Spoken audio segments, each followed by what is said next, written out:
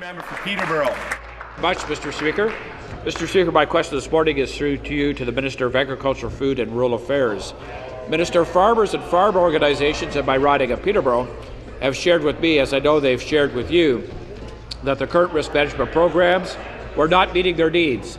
They've been telling our government that Ontario farming is in a crisis and at a crossroads. The budget announcement the province was creating a permanent risk management program was overwhelmingly welcome. Farmers in my riding were pleased that this government has taken leadership in working with Ontario's farm leaders to implement these important programs. Since the announcement, I've led to receive questions from my constituents as to why the province is moving ahead with a risk management program and why the federal government is not. Can the minister please share with this House how this program is different from the programs currently offered and supported by the Government of Canada?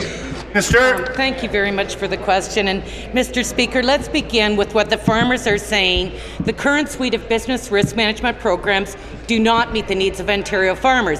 They need predictability, they need bankability, and they need stability for their prosperous future. And our MP will complement rather than replace the existing suite of BRM programs by providing additional protection for farmers against rising input costs and market price volatility. And with the leadership of the Ontario Agricultural Sustainability Coalition, commodity organizations develop their own programs by farmers for farmers. And this is the most significant Made in Ontario agriculture program in 25 years. But Mr. Speaker, it's important to hear what the farmers are saying.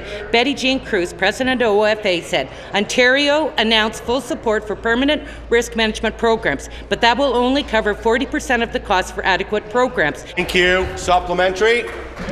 Thank you, Mr. Speaker. Minister, I appreciate your informing this House and my constituents that our government is making yet another investment in Ontario's hardworking families. Ontario farmers have expressed the current programs are not meeting their needs, and the federal government acknowledged this position.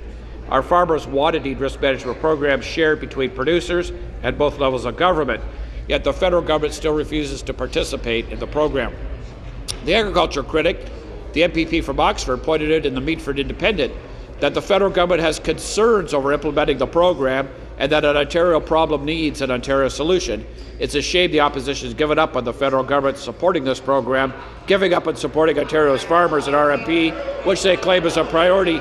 Minister, can I ask you, you're going to bring up risk management program with the federal government at the next federal provincial territory meeting this summer?